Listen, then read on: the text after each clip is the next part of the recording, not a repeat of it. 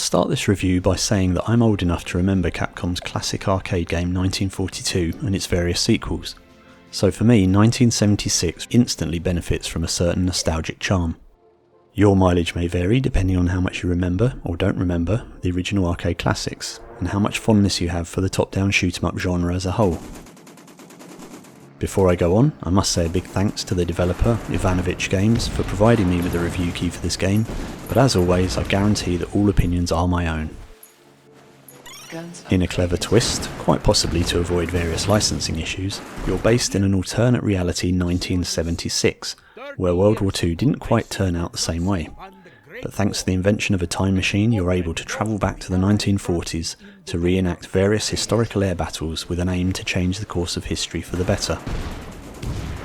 The game and all missions are introduced by the enthusiastic Dr. Ivanovich, played with some great voice acting and some actually pretty decent dialogue, with a lot of surprisingly funny lines, particularly when he's describing the way that history has changed due to your actions.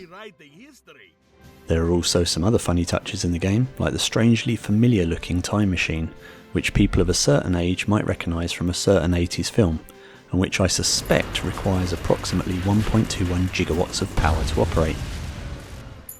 Gameplay primarily takes the form of a classic top-down shooter, working your way through a series of levels, each with a variety of missions or challenges to complete to earn stars.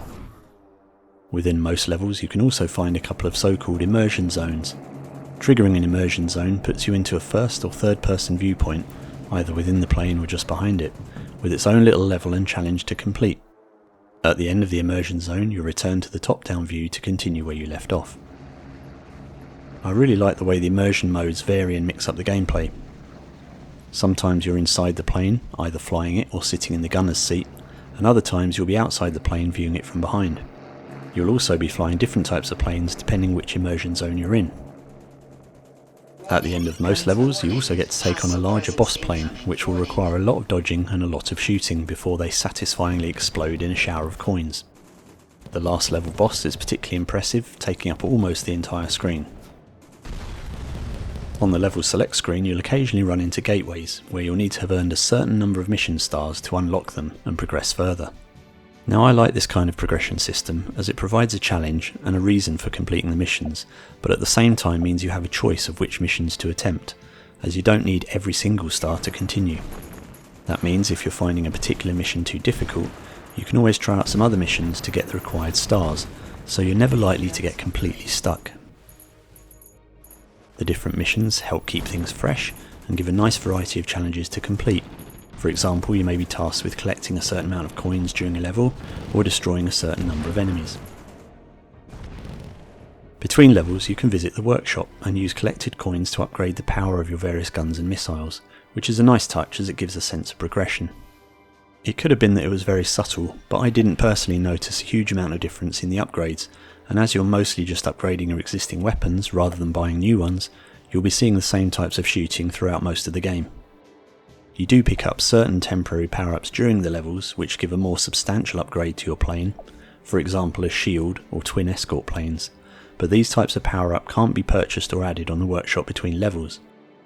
It would have been nice to be able to purchase a wider variety of weapons and perhaps choose your loadout before starting each level. The game is presented from a traditional top-down view but with a 3D depth to the screen. Not too dissimilar to watching a 3D movie at the cinema, with various things flying past your head at certain points. It's quite hard to show the effect of the graphics in video footage, but seeing the enemy planes flying in and out of the screen never gets old. I'll never tire of seeing your own plane pull the classic loop-the-loop manoeuvre at the beginning of each level as it takes off from the aircraft carrier. It did dawn on me that the top-down view presented here is probably how many people who haven't tried VR imagine VR to be like, e.g. a large screen in front of you with some depth effects, whereas the immersion mode displays what it's actually like in more traditional VR games with the world surrounding you. The graphics in the main top-down view are great, with a lot of colour and some really nice water effects. There's also a lot of nice variation in the enemy plane models. The immersion mode graphics sometimes look a bit more basic, more in line with what we saw in Operation Warcade, but they still do the job fine. Some of the textures in your immediate surroundings, like the simulator you're sitting in, are a little bit rough and low res, but after an initial glimpse you're probably never going to be looking at those during the game, so that can be forgiven. The music and audio on the whole are also very well done, with some rousing tunes to spur you on and lots of very loud shots and explosions going on all around you. As mentioned earlier, the voice acting is decent, although it's basically just the one character. If there's one complaint about the audio, it's that the mix is a little bit strange when in the immersion mode. Everything suddenly becomes rather quiet, the music switches off, and the sound of guns firing and explosions feels a bit muted. This may have been to make things more realistic, but it also loses a bit of the excitement in the process. Control options offer the ability to select and use the DualShock or a Move controller. The Move controller is nice for the immersion modes, as it gives you a visual representation of a joystick and a hand on the screen, which follows your hand movements. However, it's not as good for controlling the top-down view. For the top-down view, the DualShock is the best bet, but conversely that means you don't get the joystick and hand on screen in the immersion view. For the best of both worlds, you'd have to swap controllers between the top-down and immersion views, but that would be a bit impractical. Personally, I stuck with the DualShock for the majority of my playthrough. Control is simple, with the analog stick moving the plane, and almost every other face and trigger button acting as a fire button. For some reason, you can't control your plane using the D-pad, even though it's not actually used for anything else. It would have been nice to at least have the option to use either the stick or the D-pad. Maybe that's something that could be added in a future patch. One thing I did miss was any noticeable difference in the rate of fire when tapping the fire button versus holding it down.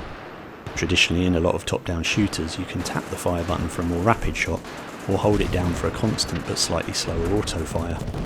In 1976, holding the fire button seemed to fire at the same rate as tapping it, so you generally find yourself just holding the button down throughout the entirety of the level. Alternatively, it could have been more interesting to have different weapons on different buttons, or at least guns on one button and missiles on another. Playing through the 16 levels of the main story took me around 5 to 6 hours, but that didn't include completing every mission or collecting all of the stars. The main gameplay loop is really enjoyable, and I've already found myself going back to the various levels to try and collect more stars. Overall, I really enjoyed 1976. The different elements of the game all work together nicely, and it's clearly been put together with a certain passion for the old shooters and a bit of 80s nostalgia. I enjoyed the dev's earlier game, Operation Warcade, in a similar way, as a tribute to old arcade shooters, but I actually think I enjoyed 1976 even more, as it felt a bit more polished on the whole. It's available on the PlayStation Store for £15.99, which I think is a very reasonable price for the quality and quantity of game that you're getting here, and if you enjoy the genre, then I'd highly recommend picking it up. Ivanovich Games are now working on 2076 Midway Multiverse, which brings a similar formula to the side-scrolling space-based shoot-'em-ups of days gone by, and if this game is anything to go by, then I absolutely can't wait to try that one out as well when it's released later this year.